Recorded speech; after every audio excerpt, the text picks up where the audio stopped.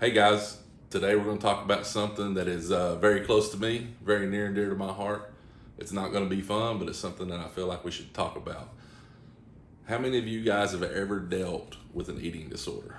Whether it be you guys, yourself, or a family member. I dealt with it very closely. My daughter dealt with anorexia a little over a year ago and was one of the hardest times of my life. Until you go through it, it's hard to imagine how it can affect everybody else around the person as much as the person that's actually dealing with it. I'm about to tell you how bad it actually can be. First, I want to talk about the beginning and when it first started, when we first realized that we had a problem. And then we're going to talk about some tough decisions that we had to make along the line, probably some of the toughest decisions I've ever had to make.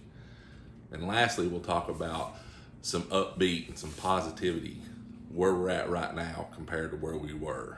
It's pretty unbelievable. First, let's talk about when we first noticed. All right. My daughter's always been very, very athletic and into sports. She played softball, she played lacrosse, she played soccer, she was on AAU teams, travel ball, school ball. So when it first started, we really didn't put two and two together.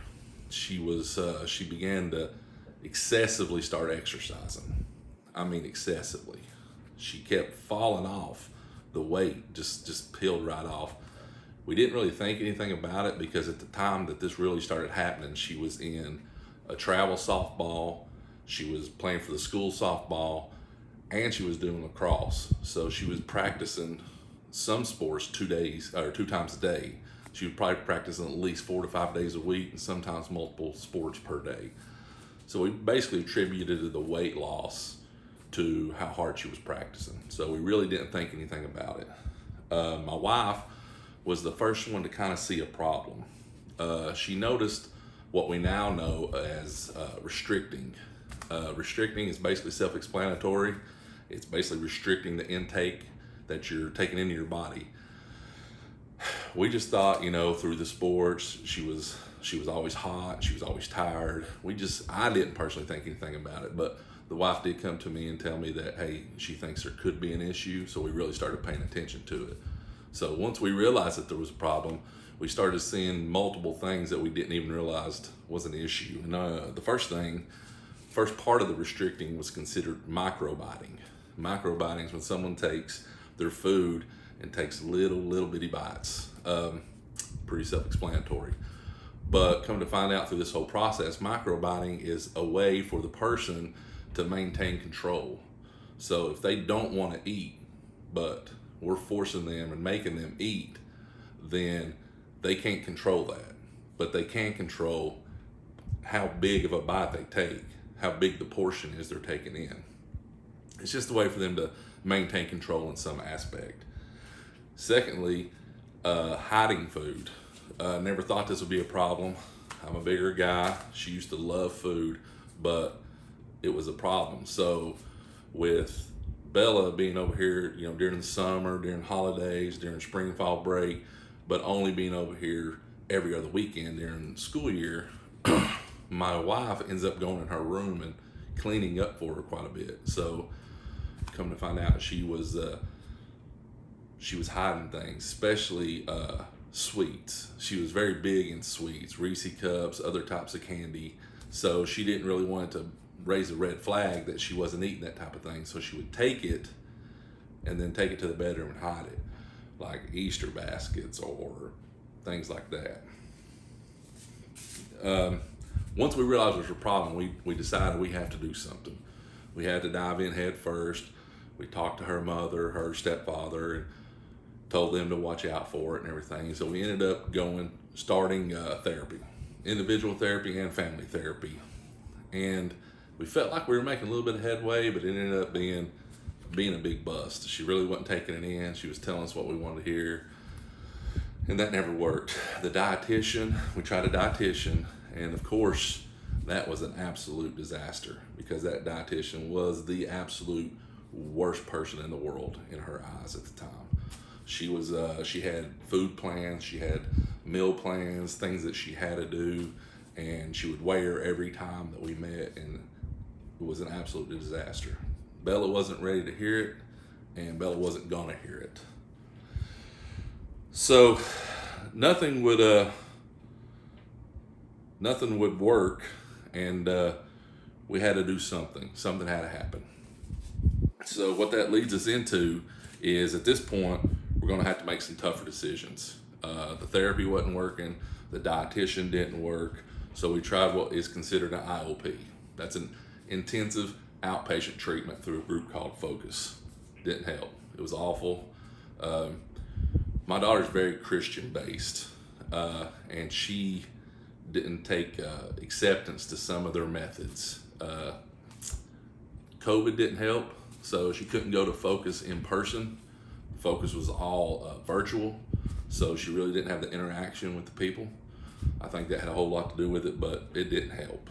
So at this time, me and her mother got together and we were discussing options. The dietitian that we were currently seeing was real big on inpatient. She's going to have to go to inpatient. There's just no way around it. She's at the point where nothing's going to help until she goes to get inpatient treatment. We tried everything. We tried the intensive outpatient, we tried just the therapy, and finally, when we realized that none of that was working, that we did have to make tough decisions, and we didn't know where we were going to go from here. So Bella's roughly 5'10", and she got down to essentially 105 to 108 pounds, sometimes even a little bit lower. I think we've seen 103 or 104, but she was carrying around 105 pounds. And when I tell you she looked very sickly, I think that would be an understatement. Between what the dietitian was telling us and the research that me and my wife and her mom and her stepfather were doing, we realized the full effects this could have on someone's body, and we knew that we really had to make a tough decision. So I think we all decided about the same time that inpatient was going to have to happen. If you don't have a child and you've never dealt with something like this, an addiction, making the decision to send your child away or send her to an inpatient facility, by far the worst decision I've ever had to make. So we researched facilities, and we found one that we like. It was Christian based, which was very big for us in our search. One of the actual female only Christian based eating disorder facilities in the country, and it's in Anderson, Indiana, and it's called Selah House. She was up there for 9 weeks or so, maybe 10 weeks during the summer of, I guess it was 21. She was up in the summer of 21. So yeah, about a year ago. During this time, of course, this was the longest I'd ever been without her. We all went up initially, had kind of a family therapy session, kind of discussing what was going on, kind of a treatment path that she was going to be going forward with. And when we had to drive away, it was very, very difficult. It was something I never imagined I'd have to do, and it was very, very hard. So the first few weeks was tough. She could make a call. I think she could make a call once or twice a week for 30 minutes. And between her mom and stepfather and me and my wife, essentially we were talking to her once a week. After about 2 or 3 weeks, when she got into the program, we were able to actually drive up and see her. So we all alternated, every other week. So we got to go up there, see the facility. It was a home, with all, I think there was probably 8 to 10 girls ranging from the age of 12 to 17. So this was the first time that we saw improvement. We saw that it was sinking into her, that she was having a problem. I think a lot of that stemmed from the fact that she was with girls her own age, girls who was going through this. She could talk to them. She knew she wasn't alone, didn't feel alone. So at this point, she was showing improvement, and we were very excited about that. So finally, we see some light, which brings us to where we're at right now. So like I said, she was up there for 8 to 10 weeks, and when she got out, I don't think I'm alone in saying that a completely different kid. She was absolutely completely different. She was very self-aware. She started actually talking to us.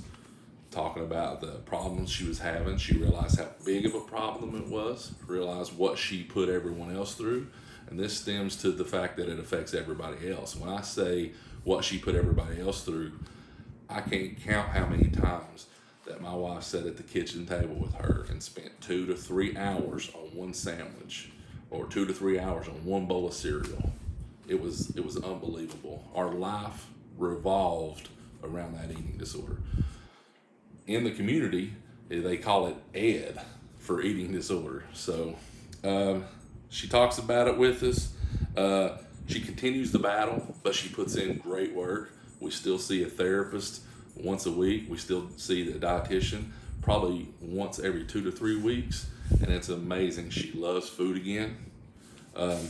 She is a true blessing to see what's happened. To be honest with you, I think there's a lot of things that influences someone, and I think everyone needs to be aware. I think social media is a big one. She talks about that often. She's deleted Instagram. She's deleted Snapchat. The society that we live in right now basically tells us what we think an attractive person is supposed to look like, and I think that affects the children that we have right now. It amazes me, the difference. And in closing, I just want to say a few different things. Number one is, please trust your instincts. We didn't see it, but when my wife brought it to our attention, we trusted our instincts. We dove into it, started paying attention, started seeing the restrictions, started seeing the microbiting, doing the research, talking to people, understanding all those were signs of an eating disorder. I would say pay very close attention to what they're doing. Pay attention to who their friends are. Pay attention to who their social media friends are. Pay attention to what social media they're on. We discovered through a lot of research through Bella's cell phone that she was subscribed to a ton of workout channels on Instagram and TikTok and Snapchat, and that's where she was getting a lot of it, what she thought she was supposed to look like. She researched dieting habits. So I will just say, pay very close attention to your child and trust your instincts. Lastly, I think I would like to just say it's very important to know the difference between friends and parents. If you can have the relationship with your child and be a friend and be a parent to them, then that's fantastic. But there's going to come a time where you can't be a friend and a parent. You have to be a parent. I see it all the time. I see kids getting in trouble, and the kids that are getting in trouble are the parents who are really not involved or just want to make them happy, want to be friends with them. I can promise you that when we told Bella she was going to go to Indiana until this was better for 9 to 10 weeks with nobody that she knew, we were not friends. But I urge you to be a parent instead of a friend first. That's all I've got.